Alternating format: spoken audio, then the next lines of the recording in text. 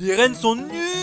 Au spécial, confusion. Plusieurs d'entre vous m'ont demandé de parler des rennes comme vidéo à Noël. Mais pourquoi faire? Ils sont éclatés. C'est nul. Appelé caribou par nos amis du Canada, cette espèce de cerf est en plus un gros fake car les films de Noël vous ont menti. C'était quoi les noms des rennes du Père Noël à Skip? Rudolph et sa clique? Ouais, sauf que chez les rennes, les mâles perdent leur bois massif dès début décembre, pas après Noël. Alors va falloir sortir votre plus gros mytho pour m'expliquer que Papa Escroc ici présent avait 4 mâles dans le groupe. Non, c'était plutôt 8 femelles qui se sont fait chier à tirer le traîneau de ce feignant barbu. Et je vous assure, il y a rien d'autre d'intéressant sur cet animal. C'est nul.